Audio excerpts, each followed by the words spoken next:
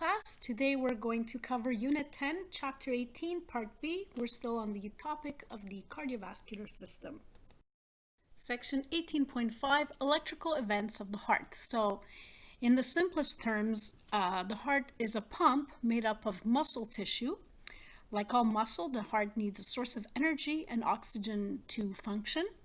The heart's pumping action is regulated by an electrical conduction system that coordinates the contraction of the various chambers of the heart.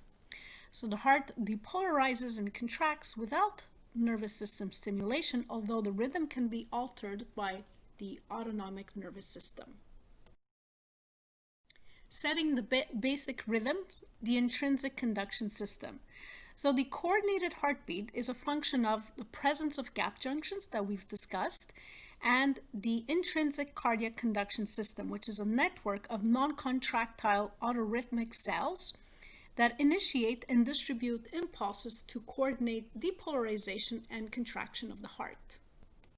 Action potential initiation is by the pacemaker cells.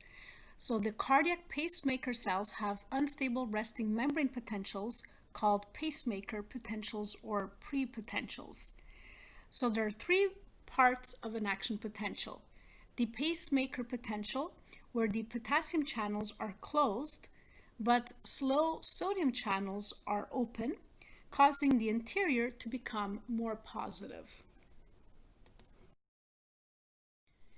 The second step is called depolarization, and that's a result of the interior becoming more positive. And at this point, the calcium channels open around, so we're talking about around minus 40 millivolts, allowing a huge influx of calcium leading to the rising phase of the action potential.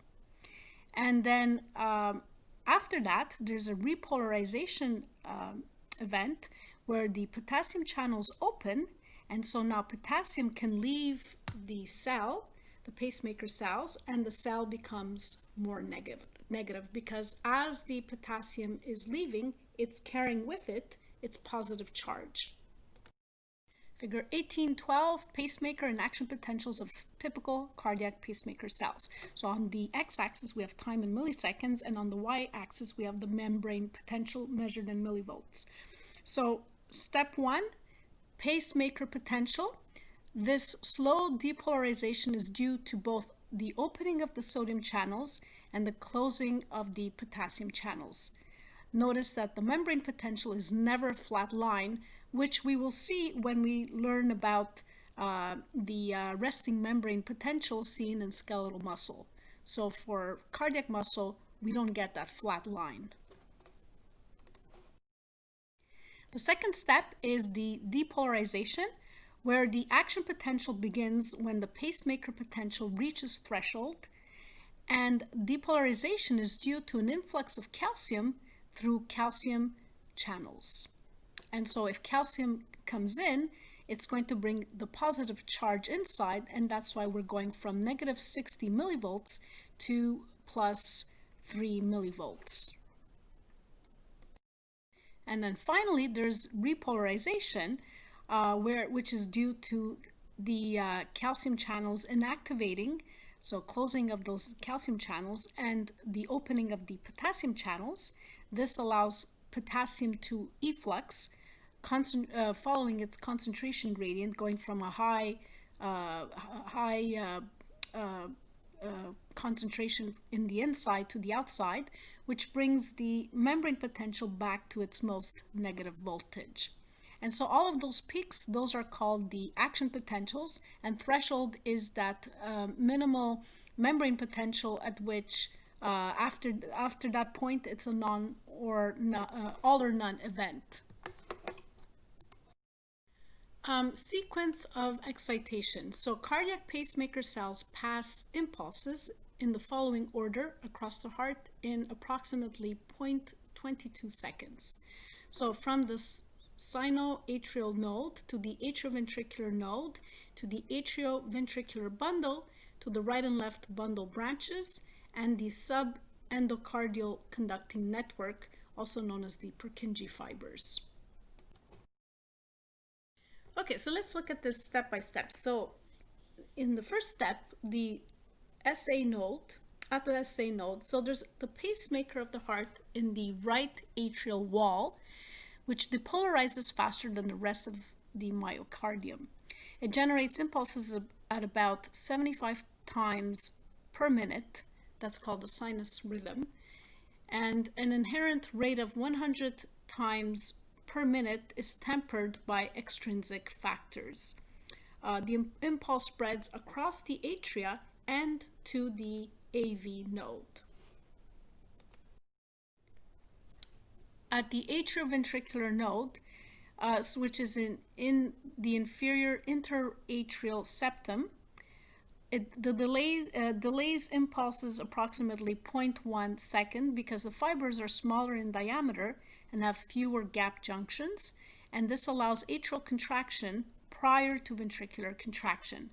And the inherent rate at this point here is 50 times per minute in the absence of any input from the SA node. Then the atrioventricular bundle, also known as the bundle of His, it's in the superior interventricular septum, only electrical connection between the atria and the ventricles. The atria and ventricles are not connected via gap junctions. And then the fourth conducting system is the right and left bundle branches. These are two pathways in the interventricular septum that carry impulse toward the apex of the heart. Then there's the subendocardial conducting networks that is also referred to as the Purkinje fibers. It's a complete pathway through the interventricular septum into the apex and ventricular walls. It's more elaborate on the left side of the heart. The AV bundle and the subendocardial conducting network depolarize 30 times per minute in the absence of any input from the AV node. Ventricular contraction immediately follows from the apex toward the atria, and the process from initiation at the SA node to complete contraction takes approximately 0.22 seconds. 1813, the intrinsic cardiac conduction system. Okay, so there, in the first step, we have in the right atrium the sinoatrial node, which is the pacemaker that generates impulses. Also, since we're looking at things here, you can see the left atrium, then we can see the subendocardial conducting network known as the Purkinje fibers, and we can see the interventricular septum. In the second step, the impulses pause for 0.1 seconds at the atrioventricular node, and then the atrioventricular bundle connects the atria to the ventricles. And finally, the bundle branches conduct the impulses through the interventricular septum. Well, it's actually not finally, but... And the subendocardial conducting network depolarizes the contractile cells of both ventricles so that they can contract in unison. Homeostatic imbalance 18.4. So defects in the intrinsic conduction system may cause arrhythmias, which is an irregular heart rhythm, uncoordinated atrial and ventricular contractions.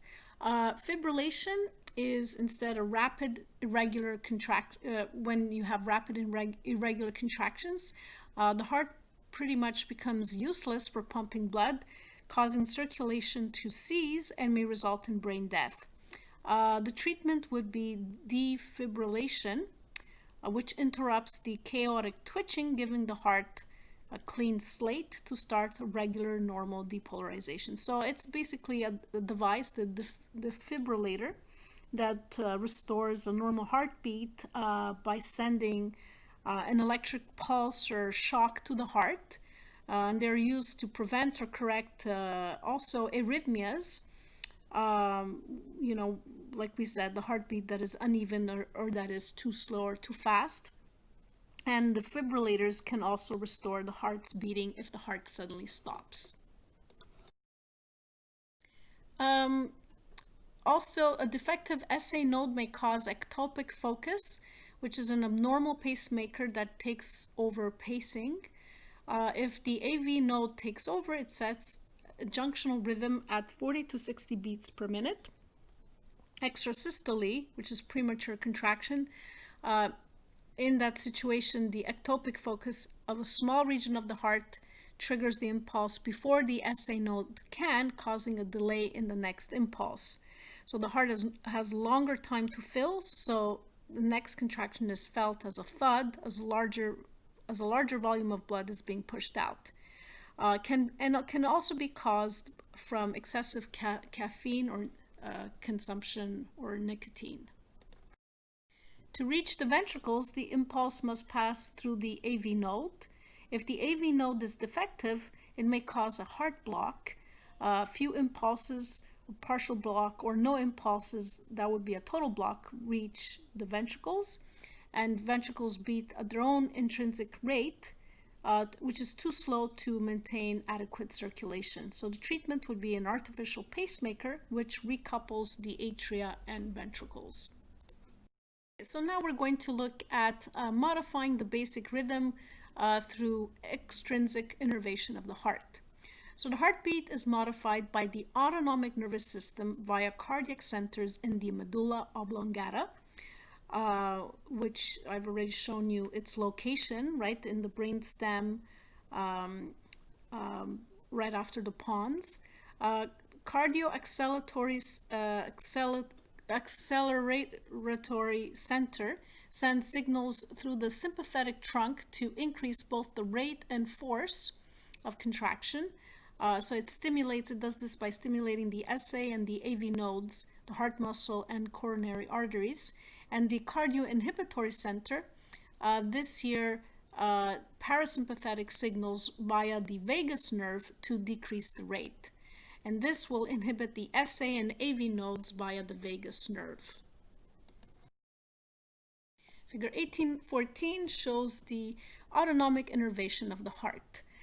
So there is a cross-section of the medulla oblongata showing the vagus nerve that is coming out from the cardioinhibitory center. So the cardioinhibitory center is going to synapse with the vagus nerve, and it's going to send inhibitory signals to the SA node and the AV node, whereas the acceleratory center, is going to pass through the sympathetic trunk ganglion. Something we're going to learn a lot. We're going to learn this in the next course, and is going to synapse with this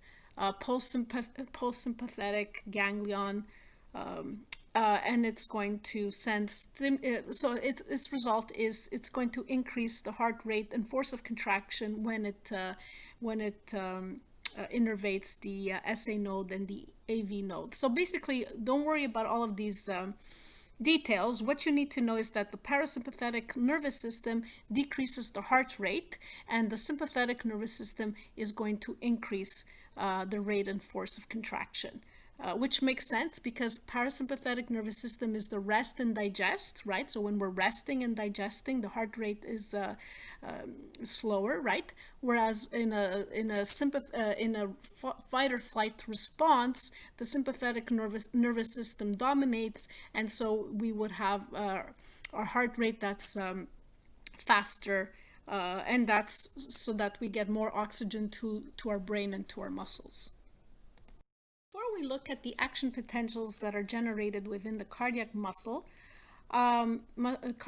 cell, we're just a little bit of background information. So within the cell, the cardiac muscle cell, the concentration of potassium is greater than outside, whereas the concentration of calcium and the concentration of sodium is much higher outside the cell with respect to the inside. And as you remember, these ions are going to follow their concentration gradient, right? As we learned, they're going to move from an area of high concentration to an area of low concentration if the channels open. Action potentials of contractile cardiac muscle cells. So contractile muscle fibers make up the bulk of the heart and are responsible for the pumping action, which is different from skeletal muscle contraction because cardiac muscle action potentials have a plateau. So the steps involved in producing an action potential are: 1, depolarization, that opens fast voltage gated sodium channels, and then sodium enters the cell. And so if it enters the cell, it's going to make the cell, the inside of the cell, more positive because it's carrying, when sodium comes into the cell, it brings its positive charge.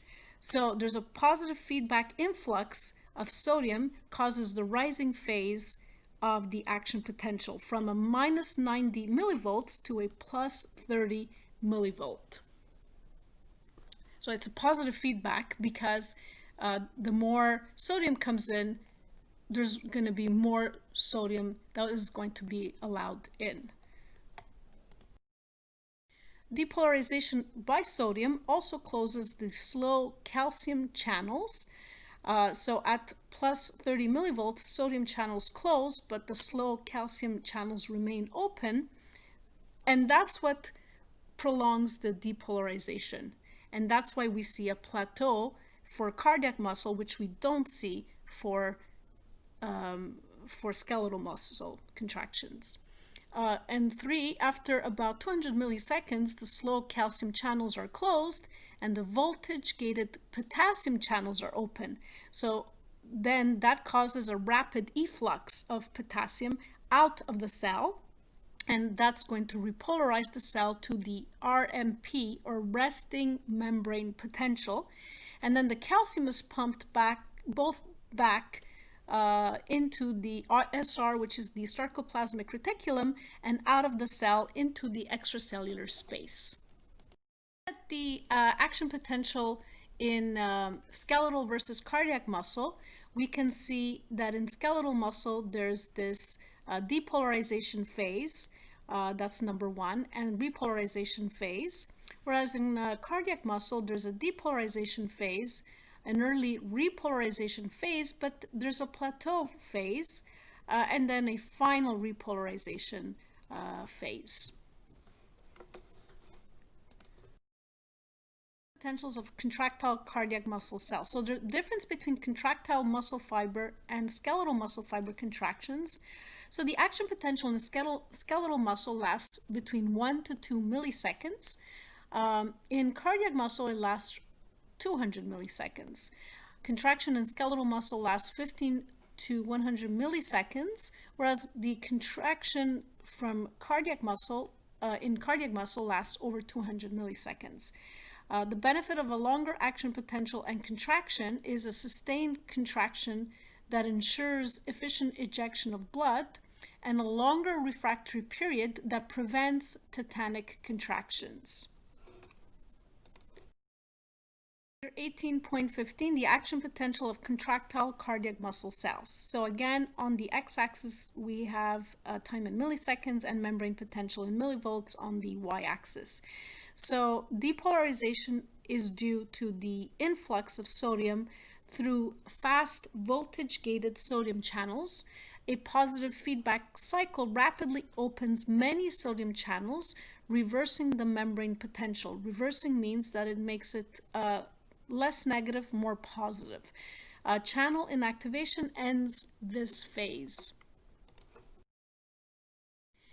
In the second step, plateau phase is due to a calcium influx through slow calcium channels. This keeps the cell depolarized because most potassium channels are closed. And thirdly, repolarization is due to calcium channels inactivating and potassium channels opening, and this allows a potassium efflux, which brings the membrane potential back to its resting voltage. Electrocardiography. An electrocardiograph can detect electrical currents generated by the heart. An electrocardiogram, ECG or EKG, is a graphic recording of electrical activity. It's a composite of all action potentials at a given time, not a single tracing of an action potential, and which is different from a myogram that gives you just one tracing from skeletal muscle contraction. And the electrodes are placed at various points on the body to measure the voltage differences. And the most typical is a 12-lead ECG. The main features of electrocardiography are a P wave, which is the depolarization of the SA node and the atria, the QRS complex, which is ventricular depolarization and atrial repolarization, a T wave, which is ventricular repolarization, the PR interval, which is the beginning of atrial excitation to the beginning of ventricular excitation, the ST segment, which is the entire ventricular myocardium depolarized, and the QT interval, which is the beginning of ventricular depolarization through ventricular repolarization. Figure 1816A is an electrocardiogram. So skin electrodes are used to record an ECG. The round antenna near the patient's left shoulder reads as pacemaker data. Figure 1816B, this is an ECG tracing. Okay, so we see a small P wave that accompanies the depolarization of the atria. Then we have the QRS complex that appears as the ventricles depolarize. This is a relatively strong electrical signal because the ventricular muscle is much more massive than that of the atria. It is also a complex signal in part because it incorporates atrial repolarization as well as ventricular depolarization. The ventricles begin contracting shortly after the peak of the R wave. The smaller T wave indicates ventricular repolarization. You do not see a deflection corresponding to atrial repolarization because it occurs while the ventricles are depolarizing and the electrical events are masked by the QRS complex. The PR interval extends from the start of atrial depolarization to the start of the QRS complex rather than to R, because in abnormal ECGs the P can be difficult to determine. Extension of the PR interval to more than 0.2 seconds can indicate damage to the conducting pathways or the AV node. The QT interval indicates the time required for the ventricles to undergo a single cycle of repolarization and repolarization. It is usually measured from the end of the PR interval rather than from the bottom of the Q wave. The QT interval can be lengthened by conduction problems, coronary ischemia, or myocardial damage. A congenital heart defect that can cause sudden death without warning may be detectable as a prolonged QT interval.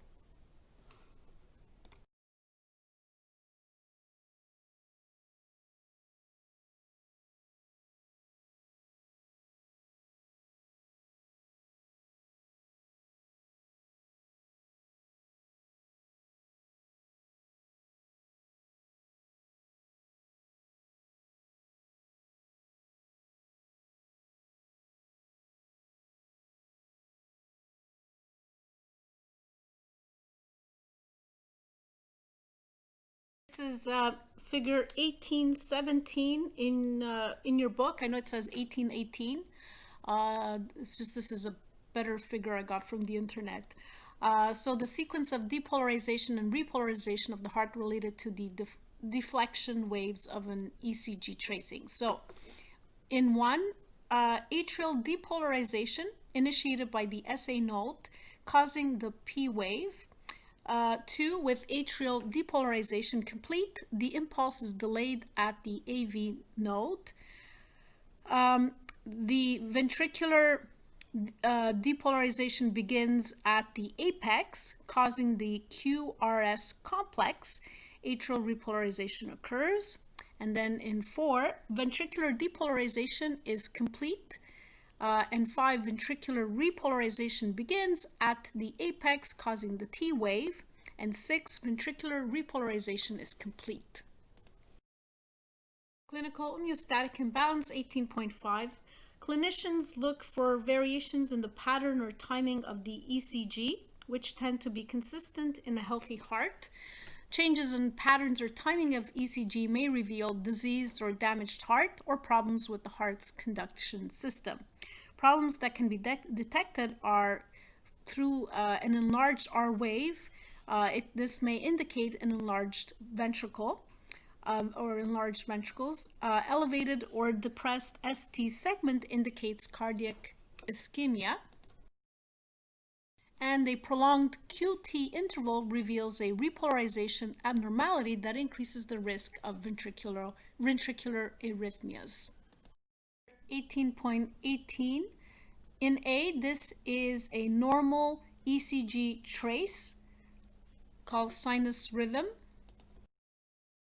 In figure B, this would be junctional rhythm. So this one is abnormal. The SA node is non-functional. As a result, the P waves are absent, and the AV node paces the heart at 40 to 60 beats per minute. This tracing shows a second-degree heart block. So the AV node fails to conduct some SA node impulses. As a result, there are more P waves than QRS waves. In this tracing, there are usually 2 waves for each QRS wave. And in figure D, this shows ventricular fibrillation. Electrical activity is disorganized. Action potentials occur randomly throughout the ventricles. The result is chaotic, grossly abnormal ECG deflections. This is seen in an acute heart attack and after an electrical shock. 18.6, mechanical events of the heart. So each heartbeat is followed by a brief resting phase, allowing time for the chambers to relax and prepare for the next heartbeat. The period between the start of one heartbeat and the beginning of the next is a single cardiac cycle. The cardiac cycle, therefore, includes alternating periods of contraction and relaxation. For any one chamber in the heart, the cardiac cycle can be divided into 2 phases, systole and diastole.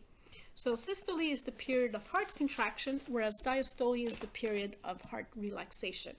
So the cardiac cycle, during the cardiac cycle, blood flow through the heart during one complete heartbeat. Atrial systole and diastole are followed by ventricular systole and diastole. The cycle represents a series of pressure and blood volume changes. Mechanical events follow electrical events seen on the ECG. The 3 phases of the cardiac cycle following the left side, starting with total relaxation. Okay, so the first phase is ventricular filling, mid to late diastole. So the pressure is low. 80% of the blood passively flows from the atria through the open AV valves into the ventricles from the atria, and the SL semilunar valves are closed. Atrial depolarization triggers atrial systole, that's the P wave. The atria contract, pushing the remaining 20% of blood into the ventricle. And diastolic volume, or EDV, is the volume of blood in each ventricle at the end of ventricular diastole. Depolarization spreads to the ventricles, that's the QRS wave, and then the atria finish contracting and return to diastole while ventricles begin systole. Isovolumetric contraction is the second phase. The atria relax, the ventricles begin to contract. The rising ventricular pressure causes closing of the AV valves. Isovolumetric contraction phase is a split-second period when the ventricles are completely closed and all valves are closed, and the volume remains constant and ventricles continue to contract. When ventricular pressure exceeds the pressure in the large arteries, the semilunar valves are forced open, and the pressure in the aorta reaches about 120 millimeters of mercury. Thirdly, isovolumetric relaxation or early diastole. Following ventricular repolarization, that's the T wave, ventricles relax, and systolic volume is ESV, is the volume of blood remaining in each ventricle after systole. Ventricular pressure drops, causing backflow of blood from the aorta and pulmonary trunk that triggers the closing of the semilunar valves. The ventricles are completely closed chambers momentarily, and this is referred to as an isovolumetric relaxation phase. Closure of the aortic valve raises the aortic pressure as the backflow rebounds off the closed valve cusps. This is referred to as a dicrotic notch. The atria continue to fill during the ventricular systole, and when atrial pressure exceeds ventricular pressure, the AV valves open and the cycle begins again. The heart beats around 75 times per minute. The cardiac cycle lasts about 0.8 seconds. Atrial systole lasts about 0.1 seconds. Ventricular systole lasts about 0.3 seconds. And the quiescent period is a total heart relaxation that lasts about 0.4 seconds.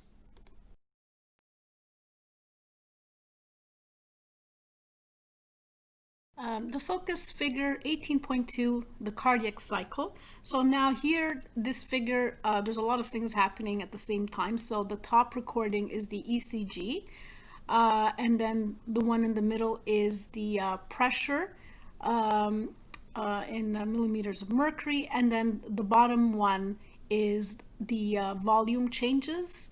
And the bottommost one, you see the blood flow in the heart. Okay, so if we look on top, we start from the top, the P wave, that's atrial depolarization that precedes atrial contraction. Then there's the QRS complex, which is ventricular depolarization, which precedes ventricular contraction. And then the T wave, which is ventricular repolarization, which precedes ventricular relaxation. The one in the middle looking at the pressures, so we're looking at the pressures of the aorta, the left ventricle, and the left atrium. So the rise in pressure is caused by atrial contraction. So notice that the left ventricle and the left ventricle is going to increase in pressure, as well as the aorta, as it the blood flows through the left ventricle and the aorta. And then at the bottom, we have concurrently the volume of blood in the ventricle is greatest at the end of diastole. This is the end diastolic volume. And the volume of blood ejected from each ventricle is the stroke volume. And if you notice, it corresponds to where does it go? Where does this blood go? Well, it goes into the aorta, and that's why the aorta increases in pressure. And then the volume of blood in the ventricle is smallest at the end of systole, and this is the end systolic volume. The blood flow at the bottom, we have ventricular filling phase, then there's the isovolumetric contraction phase, and then the ventricular ejection phase, and then isovolumetric relaxation phase. Sounds. So two sounds, lub, dup, are associated with the closing of the heart valves. The first sound is the closing of the atrioventricular valves at the beginning of ventricular systole, and the second sound is the closing of the SL semilunar valves at the beginning of ventricular diastole. The pause between the lub dups indicates heart relaxation. Mitral valve closes slightly before tricuspid, and the aortic closes slightly before the pulmonary valve. Differences allow auscultation of each valve when stethoscope is placed in 4 different regions. Figure 18-19, areas of the thoracic surface where the sounds of individual valves are heard most clearly. So if you place the device on the left, aortic valve sounds, it's heard in the second intercostal space at the right sternal margin. The pulmonary valve sounds is heard in the second intercostal space at the left sternal margin. Mitral valve sounds are heard over the heart apex, which is in the fifth intercostal space, in line with the middle of the clavicle. And the tricuspid valve sounds typically heard in right sternal margin of the fifth intercostal space. Homeostatic imbalance 18.6. Heart murmurs. These are abnormal heart sounds heard when blood hits obstructions. And it can be heard with a stethoscope. This is quite common in young children and some elderly. And they have perfectly healthy hearts, but maybe because their heart walls are relatively thin and they vibrate with the rushing blood. Usually indicate valve problems, incompetent or insufficient valve, which fails to close completely, allowing a backflow of blood. And the sound is the swishing sound as blood regurgitates backward from ventricle into the atria. Stenotic valve, this valve fails to open completely, restricting blood flow through the valve. And it causes high-pitched sound or clicking as blood is forced through the narrow valve. In 18.7, stroke volume and heart rate are regulated to alter cardiac output. So regulation of pumping. So cardiac output is the amount of blood pumped out by each ventricle in 1 minute. It equals the heart rate times the stroke volume.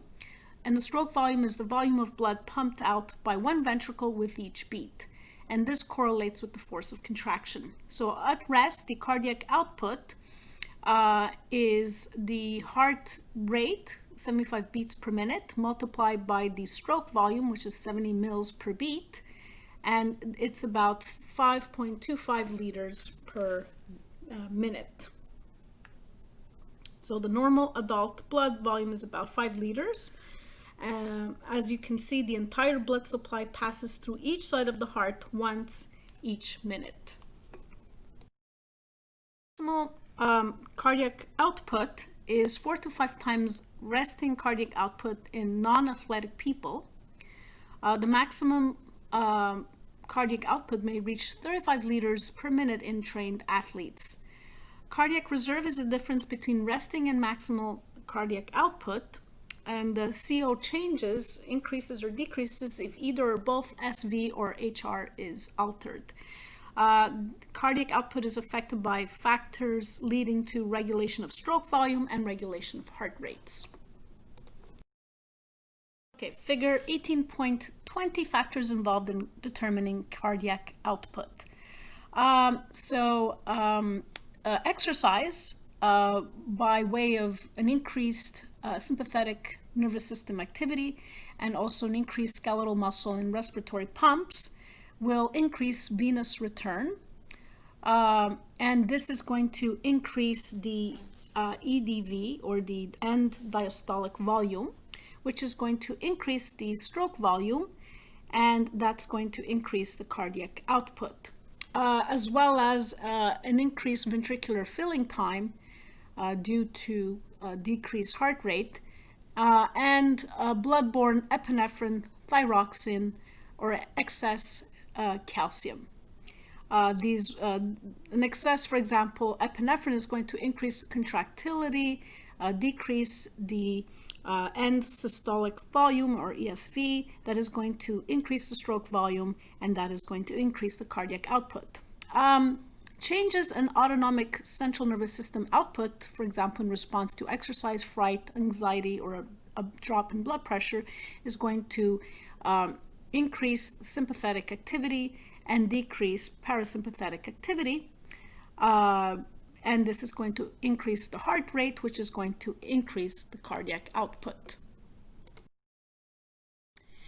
Regulation of stroke volume. So mathematically, SV or stroke volume is equal to end diastolic volume minus the end systolic volume. So EDV is affected by the length of ventricular diastole and venous pressure, which is approximately 120 mils per beat. And the ESV is affected by the arterial blood pressure and force of ventricular contraction, which is around 50 mils per beat. So a normal stroke volume is 120 minus 50 is around 70 mils per beat. Three main factors that affect the stroke volume are preload, contractility, and afterload.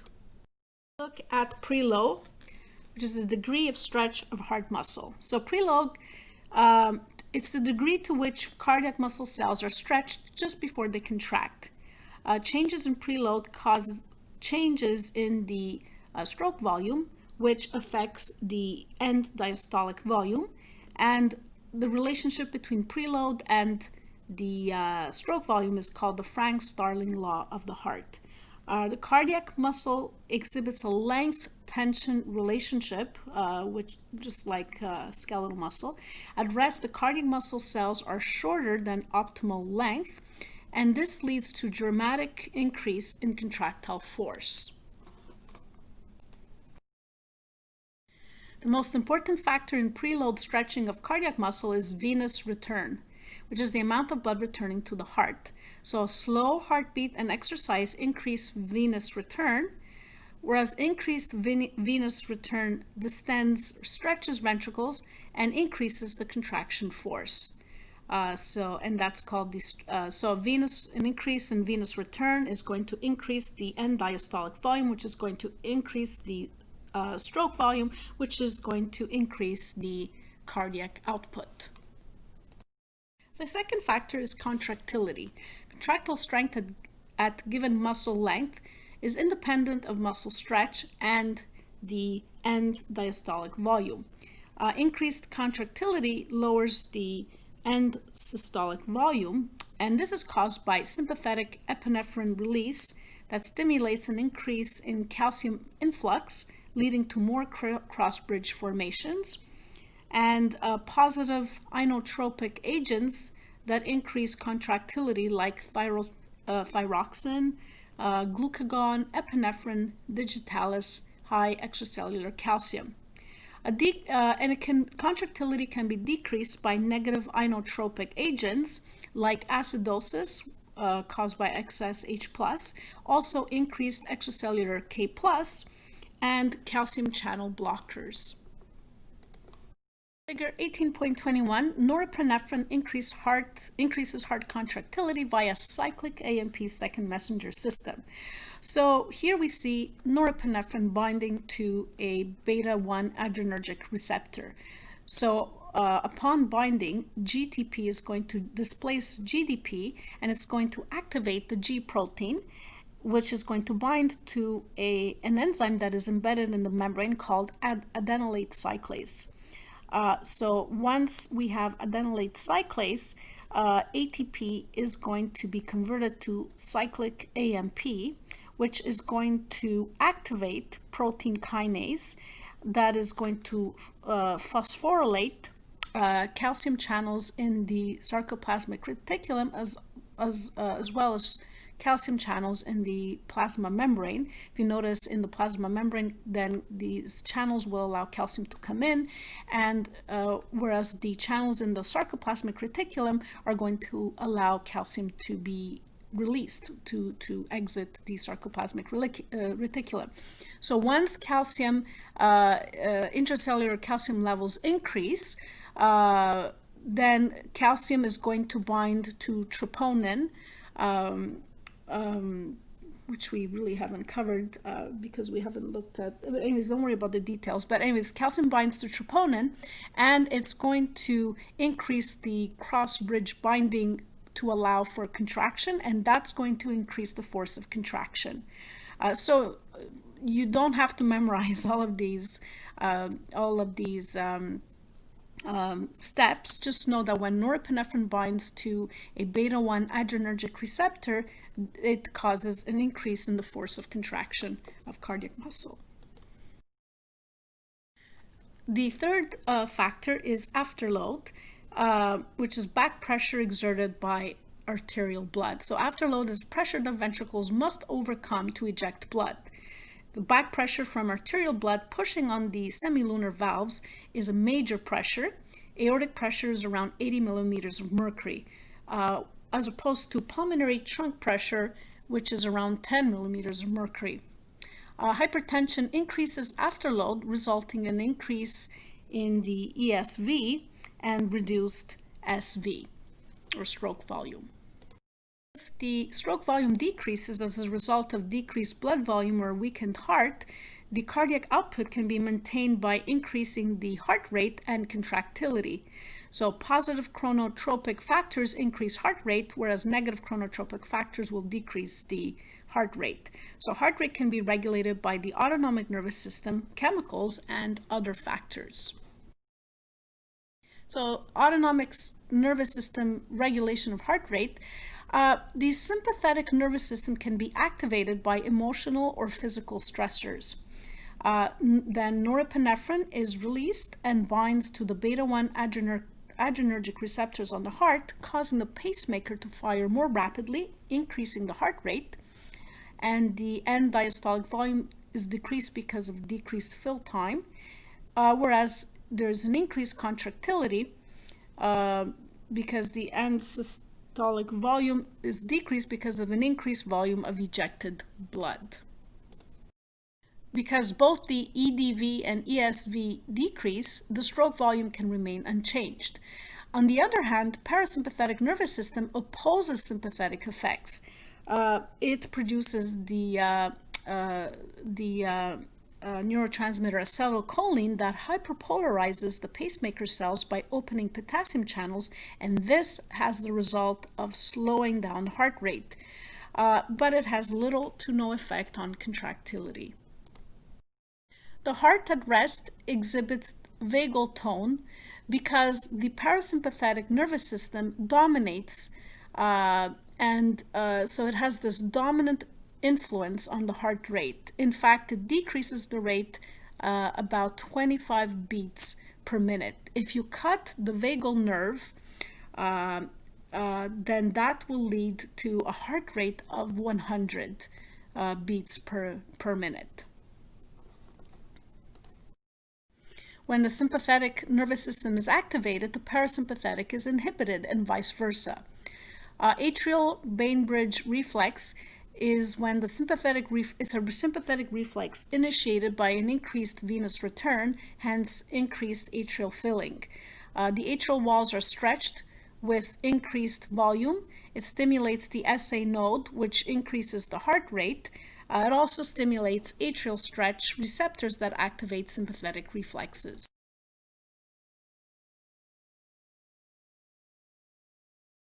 Regulation of heart rate. So hormones, epinephrine from the adrenal medulla increases heart rate and contractility, and thyroxine increases heart rate and enhances the effects of norepinephrine and epinephrine. Ions also, like intra and extracellular ion concentrations like calcium and potassium, must be maintained for normal heart function because imbalances are very dangerous to the heart. Static imbalance 18.7. So a reduced blood calcium levels known as hypocalcemia will depress the heart. Conversely, above normal levels known as hypercalcemia will increase the heart rate and contractility up to a point. Very high calcium levels disrupt heart function and can cause life-threatening arrhythmias. High or low blood potassium levels are particularly dangerous and arise in a number of clinical conditions. Excessive potassium, known as hyperkalemia, alters the electrical activity in the heart by depolarizing the resting membrane potential and may lead to heart block and cardiac arrest. Hypokalemia is also life-threatening in that the heart beats feebly and arrhythmic arrhythmically.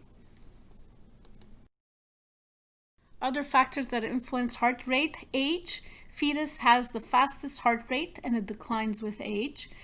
Gender. Females have faster heart rates than males. Exercise increases the heart rate. Trained athletes can have slow heart rate, sometimes even too slow. And body temperature, the heart rate increases with an increased body temperature. Homeostatic imbalance 18.8. So heart rate varies with changes in activity, but marked and persistent rate changes usually signal cardiovascular disease. So tachycardia, or heart hurry, is an abnormally fast heart rate over 100 beats per minute, and if persistent may lead to fibrillation, and it may result from elevated body temperature, stress, certain drugs, or heart disease. Bradycardia,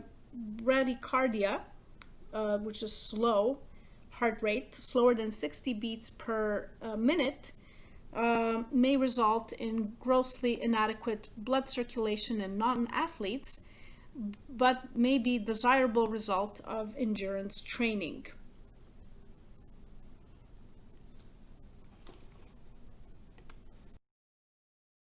Congestive heart failure is a progressive condition. The cardiac output is so low that blood circulation is inadequate to meet tissue needs.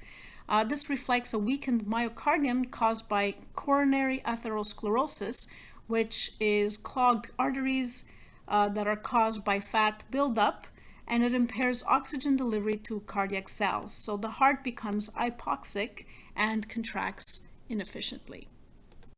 Common cause is a persistent high blood pressure. Aortic pressure of greater than 90 millimeters of mercury causes the myocardium to exert more force, and if it's chronic, it's an increased ESV. A chronic increased ESV causes the myocardium hypertrophy and weakness. Another cause is multiple myocardial infarctions. So it's a succession of heart attacks, depresses the pumping efficiency because non-contractile fibrous tissue replaces the dead heart cells. And another factor is dilated cardiomyopathy. In this condition, the ventricles stretch and become flabby, and the myocardium deteriorates, often for unknown reasons. Drug toxicity or chronic inflammation may be involved. Because the heart is a double pump, either side can initially fail independently. So if it's left-sided failure, it results in pulmonary congestion, so the blood backs up in the lungs. If there's a right-sided failure, it results in peripheral congestion, where blood pools in body organs, causing swelling or edema. Failure of either side ultimately weakens the other side and leads to decompensated, seriously weakened heart.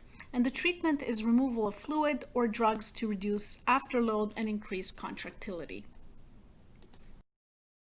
Homeostatic imbalance 18.9.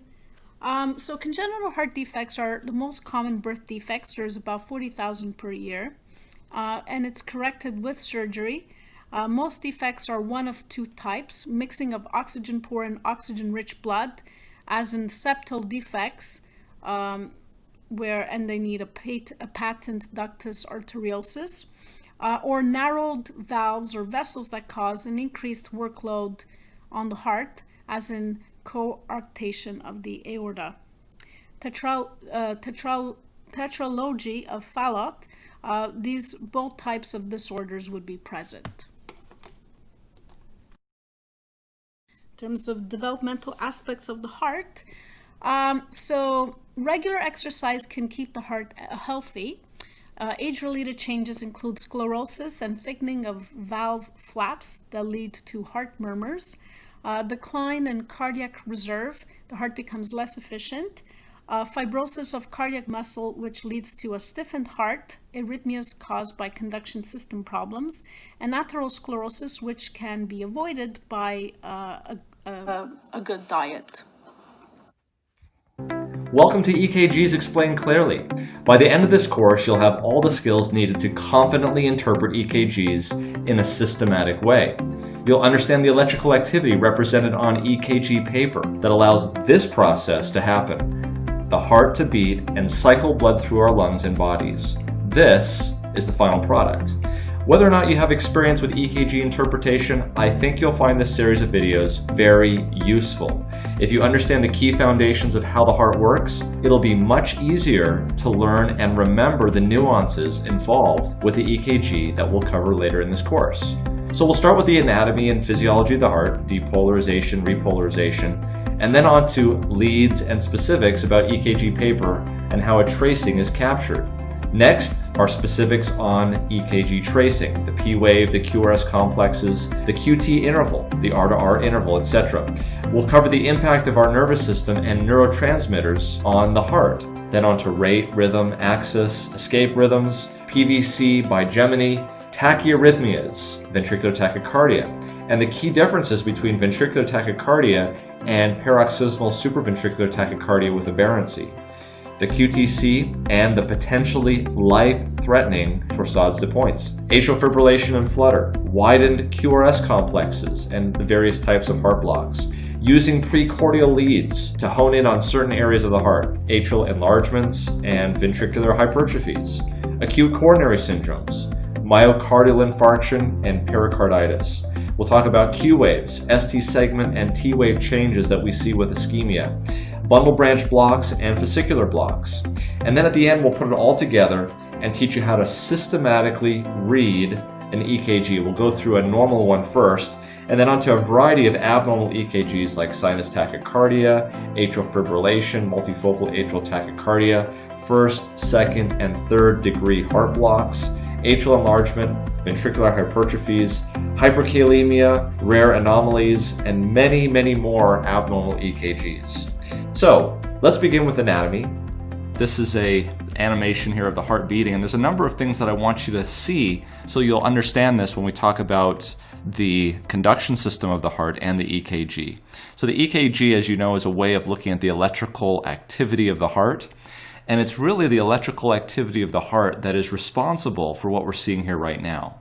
Just for those that don't know the anatomy of the heart, we've got the right ventricle here on this side, we've got the left ventricle here on this side, and these areas up here are the atria. So this is the right atrium here, and the left atrium is over here. Interestingly here, what we've got is the tricuspid valve. This is a valve that allows blood to flow in from the right atrium into the right ventricle, and then gets pumped out through the pulmonic artery. And this is the pulmonic valve here, the semilunar valves, as you can see. And then what you can't really see very well is the aortic valve, which is here at the top, and this is where the left ventricle is pumping out into there. Now, one of the things that I want you to notice first off is, if you look carefully, you'll see that the right atrium here beats before the right ventricle. Right atrium, right before the right ventricle. And you'll also notice similarly that the left atrium beats right before the left ventricle. Now, this is because of the anatomy of the conduction system. There is an electronic conduction system in the heart that is not made up of nerves, but instead of modified, specialized myocardiocytes. Okay? Up here is the sinoatrial node, which, because of its relatively quick activity, is the pacemaker for the whole heart. It then goes to the atrioventricular node, which is here, and then goes down this conduction system here called the His-Purkinje system, and as you can see, it goes up and it basically conducts the electric signal to the myocardium. Now, we're going to talk more about this in detail, but I wanted you to notice that it's this conduction system that basically makes this movement that we're seeing right here like a perfectly well-timed symphony. Depends on the analogy that you want to use. There's several different analogies that you can use. The conductor that is conducting a symphony, and you want to make sure that the violins and the cellos and the flutes and the viola and the timpani, they're all acting all at the same time so you get the maximum effect. In other words, everything is working in concert. The other way of looking at it is a little bit more destructive. You know that if people are trying to demolish a building, they will have certain areas of the building that are drilled out and weakened with sticks of dynamite.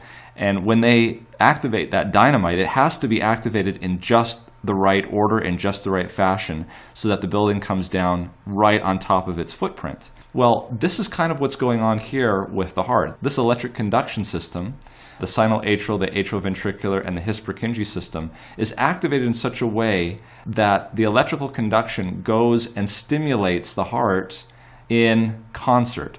So the electrical conduction starts up here and then goes to the ventricle. The reason for that is so that the atria contract right before the ventricle.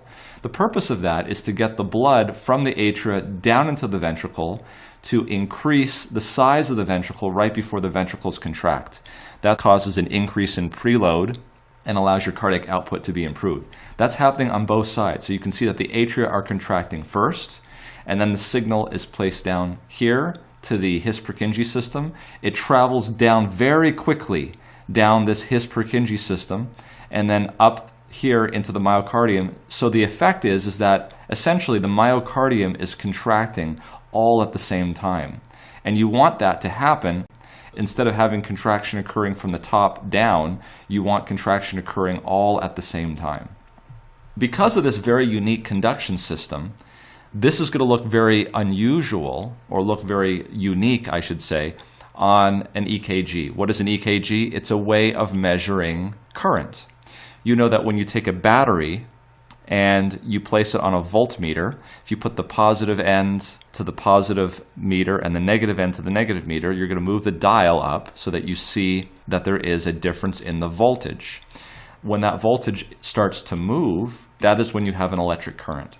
And so what an EKG does is it sees how is this depolarization, or this movement of positive charges that's going down the His-Purkinje system, how does it look from the electric vision, if you will. In other words, if I had an ultrasound machine, I could see if there is fluid or fluid moving on the ultrasound.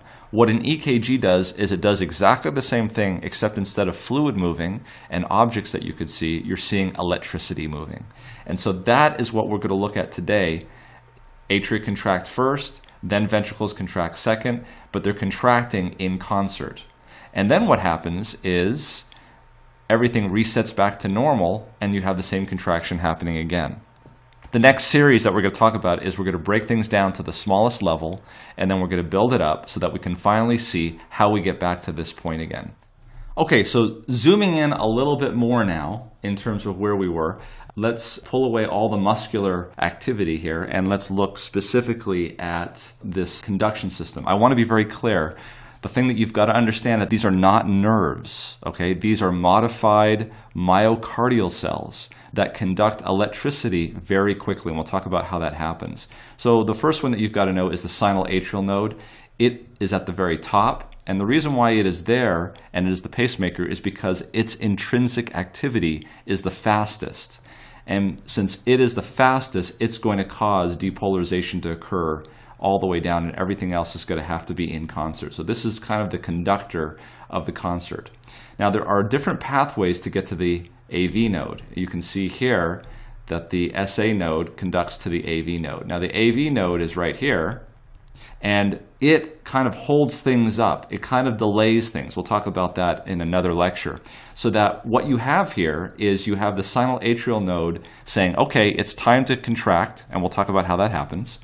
And the atria contract, and then the electrical conduction gets down to here and it holds up. What that effectively allows the heart to do is to pump blood from the atria down into the ventricles and allows it the time to pump it. Remember, this happens so quickly, SA node to AV node. And then when the blood is in the ventricle, the AV node then conducts this depolarization that's occurring into the His bundle system, and it travels down and around so quickly, so very quickly, that essentially the entire myocardium that this innervates, okay, or that it penetrates, basically depolarizes almost all at the same time. So that, again, is sort of the map of this cardiac conduction system. And really, it's this cardiac conduction system that allows the depolarization to occur in such a nice and timed way.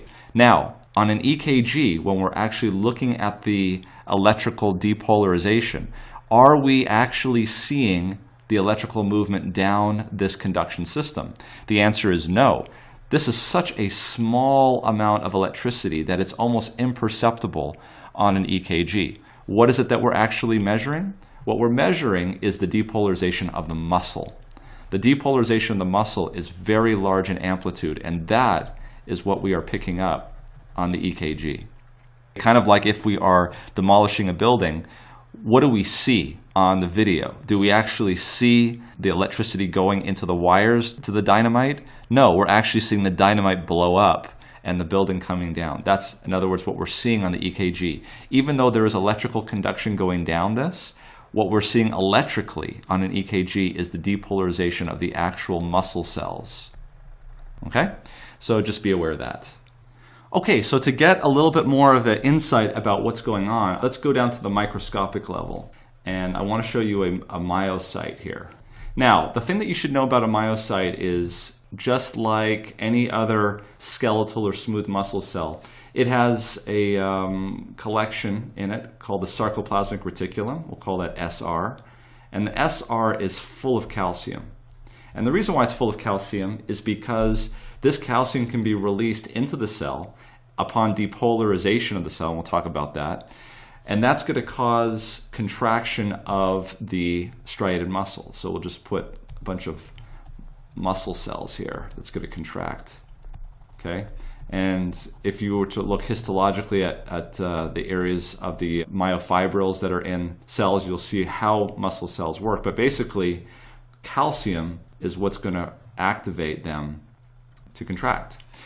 And they're made up of troponin and all of these other things that we won't get into. The key here, though, is the sarcoplasmic reticulum causes calcium to be released, and that's what triggers it. The question is what triggers the sarcoplasmic reticulum? Well, what happens is, as you may know, on the cell surface of these cells, you have a sodium-potassium pump. And the purpose of that is to pump sodium out of the cell. And as you know, sodium has a +1 charge. And at the same time, pump in potassium. And potassium has a +1 charge. But it pumps out 3 sodium for every 2 potassium. And so what ends up happening is there's a very high concentration of sodium, okay, 1+, outside the cell. And there's a very high concentration of potassium inside the cell. Now, as it turns out, the cell is very impermeable to sodium. So sodium stays very high outside of the cell. A way of thinking about it is because 3 are going out and 2 are going in, there is a negative charge on the inside of the cell. Okay? Negative charge on the inside of the cell. And there are positive charges, if you will, on the outside of the cell. We'll ignore those for now, because the outside of the cell is very, very large, and the inside of the cell is very, very small. So as a result of that, there's a far more negative charge that we see here. Now, the other thing that's important to know is that the cell, while it is very impermeable to sodium, it is very permeable to potassium. And as a result of that, potassium leaks out somewhat. Now, as it leaks out, it's losing a positive charge, so that even makes it more negative. And as a result, you have a very negative resting potential on the inside of the cell.